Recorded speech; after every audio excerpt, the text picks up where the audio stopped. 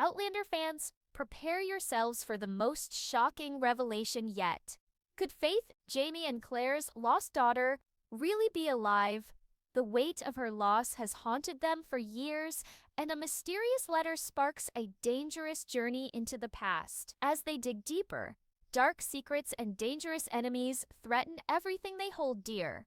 Outlander Season 8 begins intensely, pulling viewers right back into the world of Jamie and Claire Fraser.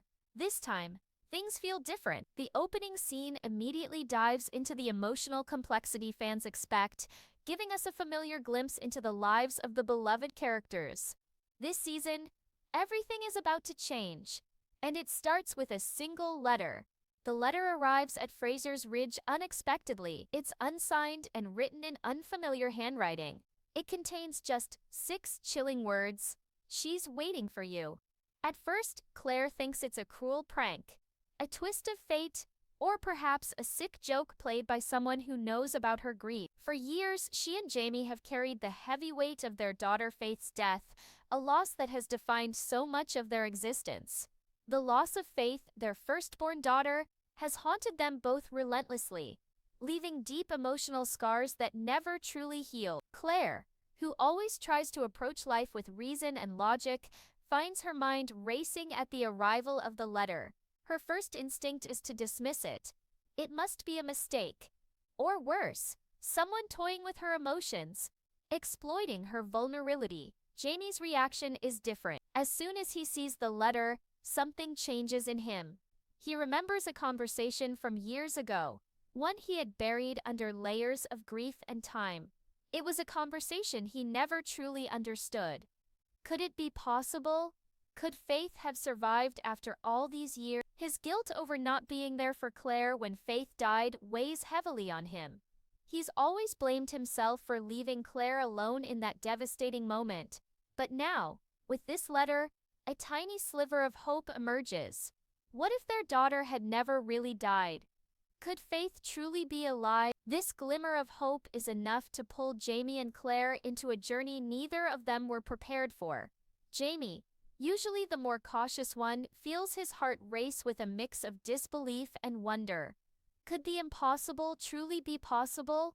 The search for answers takes them deep into the past. They revisit painful memories and the untold secrets of their lives.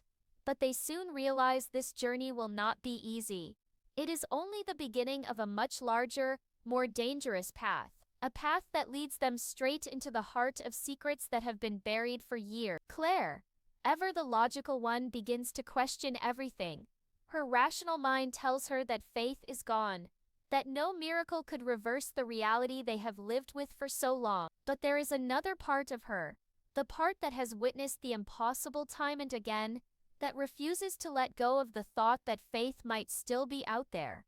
As she ponders the possibilities, Claire becomes more and more consumed by the idea of finding answers. Could she really be alive, or is this just another cruel twist of fate meant to torment them further?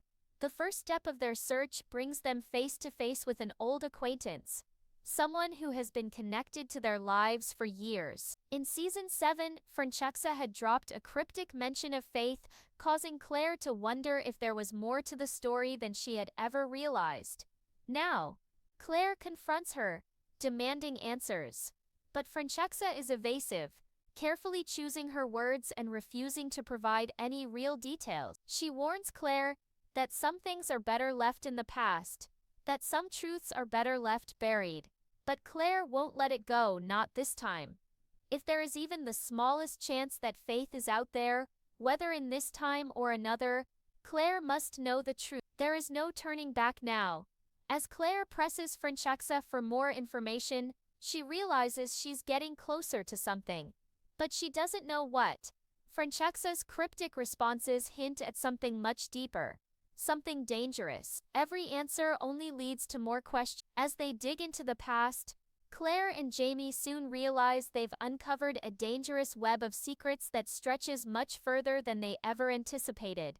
This is no longer just about the loss of a child, it is about something much bigger, something that threatens their entire family. As Jamie and Claire begin their search in earnest, they encounter people who seem to know more than they're willing to admit. Some refuse to speak, others simply shut their doors. The more they press, the more they uncover the weight of a hidden truth that has been kept from them for decades. Everywhere they go, they are met with fear and silence. It's as if the very mention of Faith's name sends people into a panic. The deeper they dig, the more dangerous the journey becomes. They are no longer just searching for their daughter, they are unraveling a mystery that has been carefully guarded for years. In the midst of this turmoil, Claire and Jamie receive yet another chilling warning. This time from Lord John. Always a trusted ally, Lord John's demeanor has shifted. He seems unusually cautious when the topic of Faith's potential return comes up. He warns Jamie that some things are better left buried, that digging into the past could uncover secrets that would be better left untouched. But Jamie, ever the fighter, refuses to back down. He cannot rest until he knows the truth.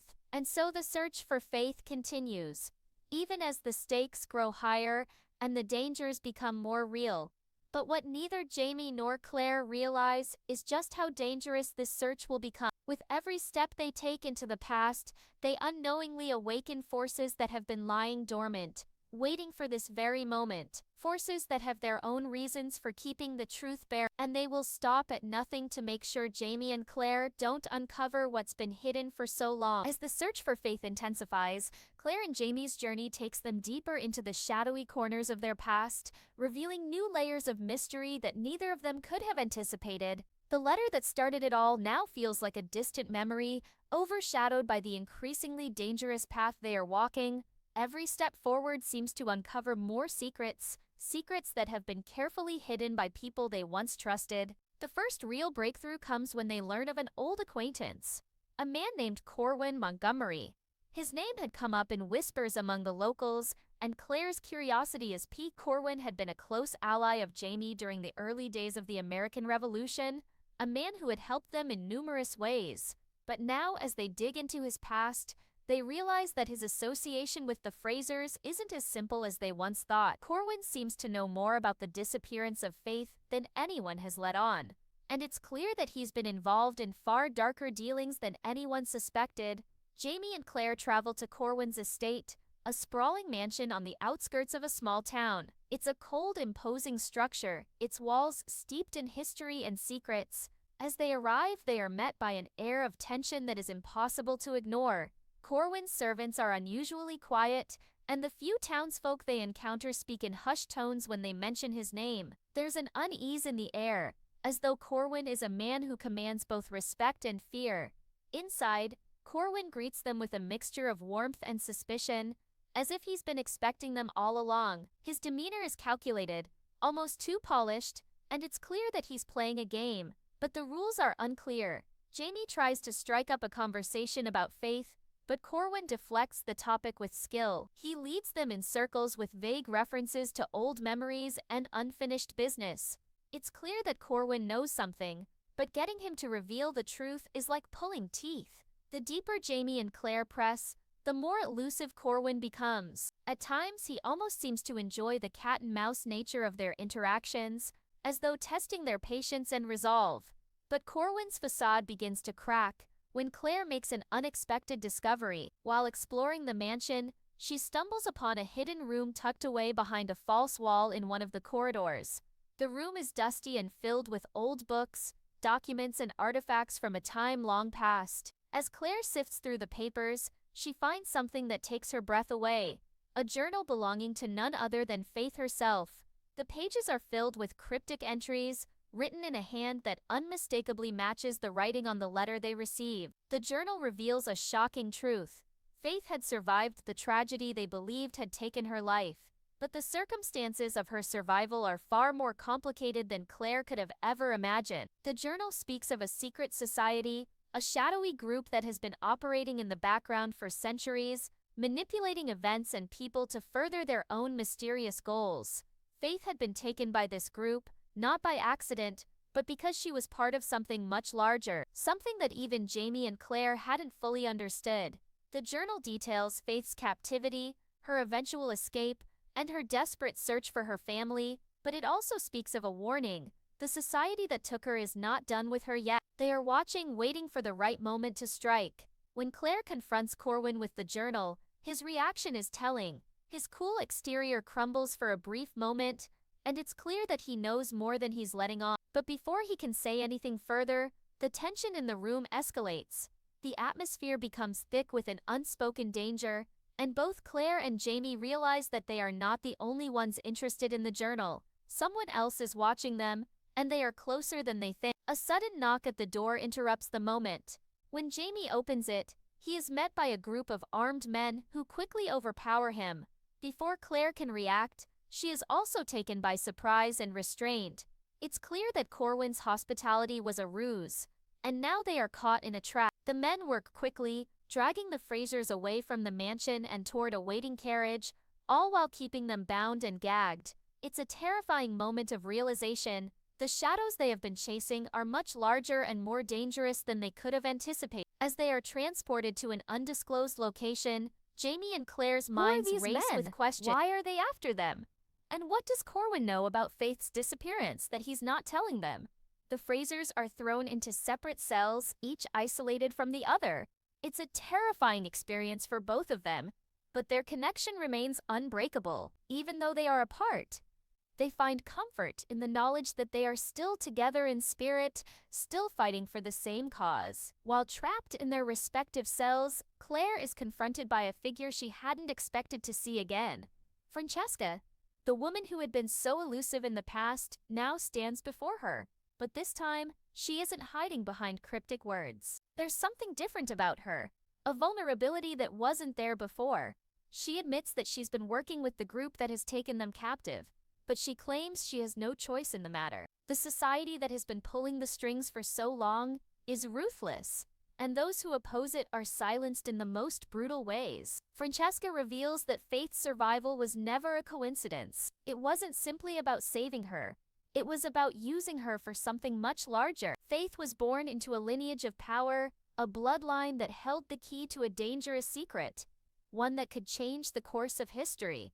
The society had kept Faith hidden to protect this secret. But now that she was out in the world again, the stakes were higher than ever. The Frasers had unknowingly become a part of something far bigger than themselves, and now they had to decide whether they would continue their search for Faith or walk away before it was too late. Back in his cell, Jamie is left to grapple with the gravity of the situation. He knows that he can't walk away from this. The possibility that Faith could still be alive, that she could be out there waiting for them, is too much to ignore. He refuses to give up on her, no matter the cost. But with every new revelation, it becomes clear that the dangers they face are unlike anything they have encountered before, and the game they are playing is not one they can win easily. The walls close in around them, but Jamie and Claire's resolve remains unbroken. Together, they will face whatever darkness lies ahead. Their love, their shared history, and their unyielding determination to uncover the truth will be their greatest weapons as they continue their dangerous journey into the unknown. As the darkness deepens,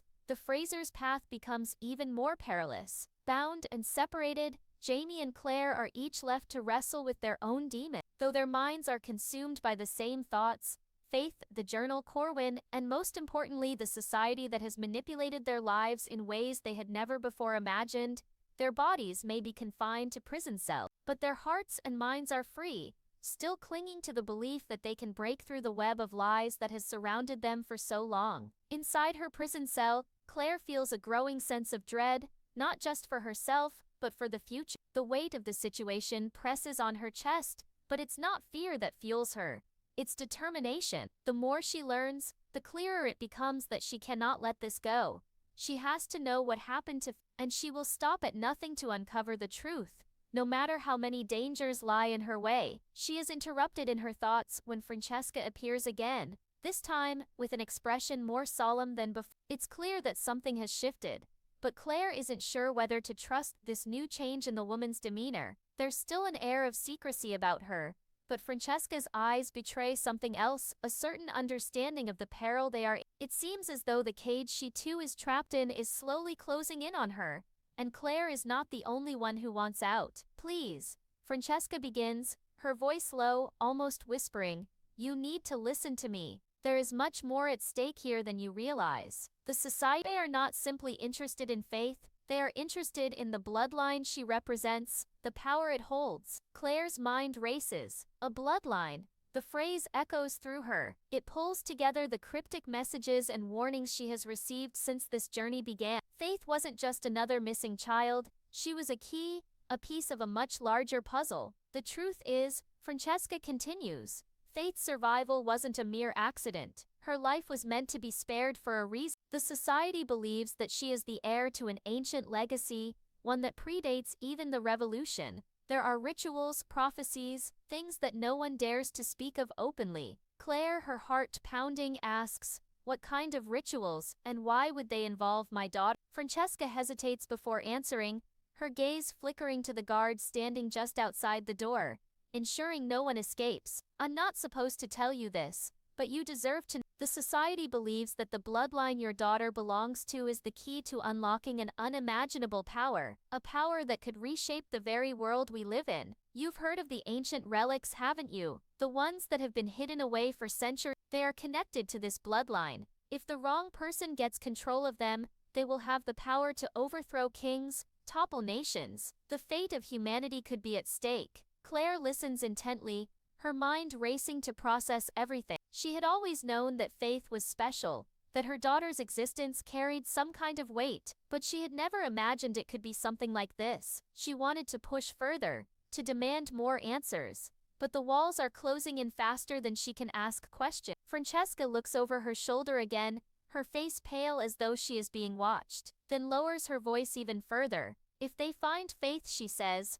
her voice trembling, they will use her to unlock the relics. The society has been searching for centuries, and they're closer than ever. They have people in high places, people who would sell their souls for the power those relics represent. Your daughter isn't just a victim, she's the key. Before Claire can respond, she disappears into the shadows, leaving Claire alone with the heavy truth she has just uncovered. A bloodline, rituals, ancient relics, the puzzle pieces are slowly coming together, but the picture is still unclear. One thing is certain, the world Claire once knew is no longer the same. She is up against something far larger than any of them. Meanwhile, Jamie sits in his own cold cell, his thoughts swirling in the darkness. The moment they had been taken had felt like a betrayal from Corwin, someone Jamie had once considered a Corwin's betrayal stings in ways Jamie can't yet fully understand. There had always been something off about Corwin, a hidden agenda that Jamie had failed to recognize. But it was too late now.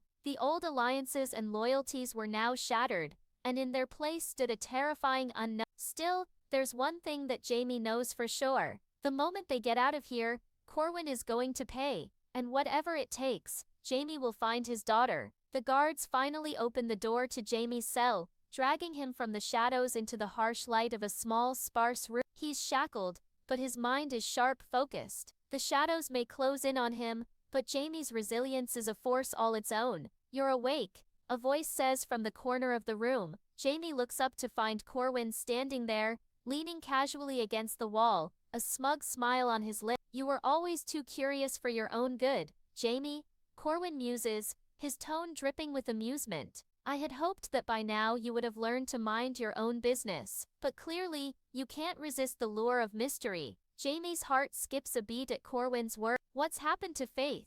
He demands, his voice low but filled with fury. Where is she? What are you planning to do with her? Corwin smirks, the expression sending a chill down Jamie's spine. So you finally realize what's at stake, don't you? It's too late to turn back now. The pieces are already in motion. Jamie steps forward, ignoring the guards who try to stop him. You have no idea what you're dealing with, Corwin. You think you can control this, but you can't. I'll stop you, whatever it takes. Corwin doesn't flinch. Instead, he steps closer to Jamie, his eyes cold and calculating. You're too late. It was never about control. This is something bigger than you or I. The bloodline has already chosen. Faith will lead us to the relics. It's already begun. The weight of Corwin's words hits Jamie like a blow to the chest. Faith was more than just a child to him now. She was the key to something that could shift the balance of the world. And the people who had been searching for her were not just after revenge or power.